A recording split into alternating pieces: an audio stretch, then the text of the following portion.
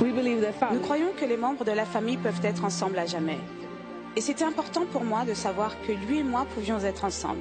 Pas seulement maintenant, mais même après la vie ici-bas. L'Église de Jésus-Christ des Saints des Derniers Jours existe pour bénir tous les enfants de Dieu. Elle a été organisée pour réaliser le plan divin du bonheur pour toute l'humanité, pour permettre aux familles d'avoir une vie meilleure ici-bas et pour les préparer à la joie éternelle dans la vie à venir.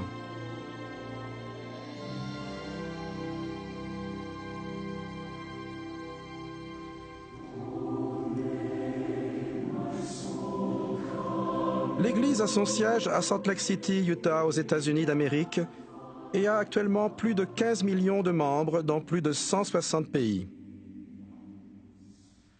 Nous croyons que Jésus-Christ est le Fils de Dieu. L'Église a été organisée sous la direction du Christ à son époque.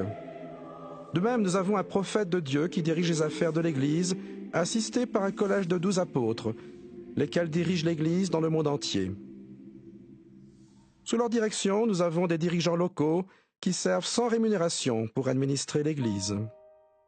Ma responsabilité s'étend à toute l'île de Trinidad, qui a plus de 2500 membres. Je donne des conseils aux dirigeants en particulier, mais même les membres peuvent s'adresser à moi pour que je les aide à surmonter les difficultés auxquelles ils doivent faire face dans la vie. L'organisation des femmes appelée Société de secours a été fondée en 1842. C'est l'organisation féminine la plus ancienne et la plus grande au monde. Son but est d'édifier la foi et la justice personnelle, de renforcer la famille et le foyer et de secourir les personnes dans le besoin. En tant que femmes dans l'Église, nous recevons des responsabilités. Nous pouvons faire du bien aux autres grâce à notre service dans l'Église.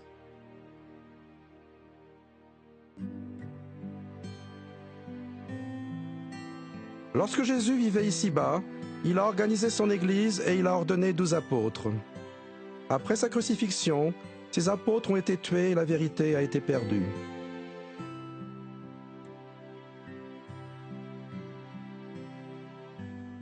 Joseph Smith était un garçon de 14 ans qui cherchait à savoir quelle était la véritable religion.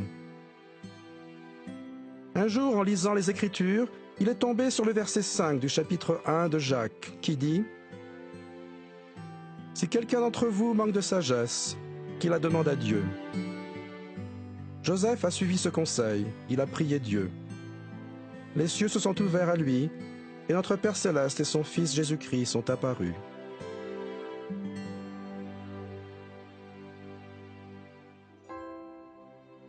Plus tard, Joseph Smith a été amené à traduire des annales anciennes appelées le Livre de Mormon, qui, comme la Bible, témoignent de la réalité de Jésus-Christ. Plus tard, l'Église s'est répandue, couvrant le monde entier. Les missionnaires ont été envoyés dans tout le monde et en Afrique. Des missionnaires sont aussi venus à Singapour, mon pays. Et dans mon pays, la Colombie. Aujourd'hui, l'Église s'étend dans le monde entier.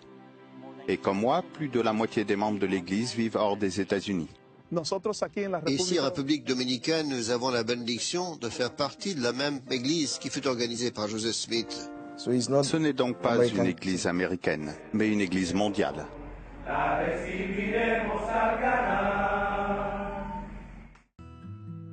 Plus de 70 000 jeunes du monde entier passent de 18 mois à 2 ans de leur vie à prêcher l'Évangile à toutes les personnes qui souhaitent entendre son message. Des retraités servent aussi.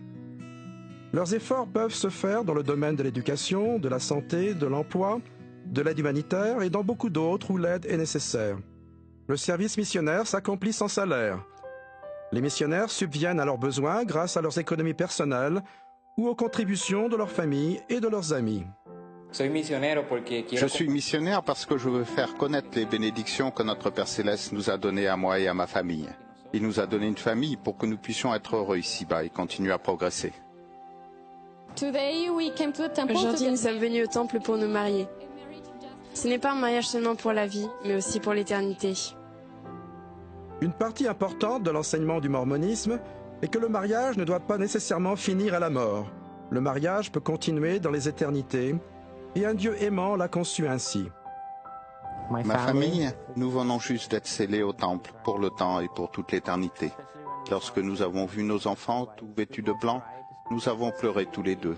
C'est un sentiment que l'on éprouve mais que l'on ne peut pas décrire. À l'époque biblique, l'idée d'un temple est que c'est un lieu particulier où Dieu est continuellement omniprésent. Un temple mormon est différent d'un lieu de culte normal. Le temple est l'endroit le plus sacré et le plus saint pour les membres de l'Église.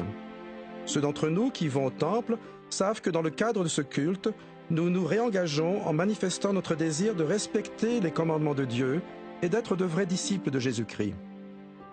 Ma famille, beaucoup de bénédictions. Très heureuse. Parce que nous croyons à l'importance de la famille, l'Église collecte les documents d'histoire et abrite maintenant la plus vaste collection de registres généalogiques du monde. Ces documents sont mis à la disposition du public dans plus de 4500 centres d'histoire familiale de par le monde. Oui, magnifique. Je ne suis pas membre de l'Église mormone, mais je suis très impressionnée par ce qui est mis gratuitement à notre disposition, ainsi que par la qualité des installations.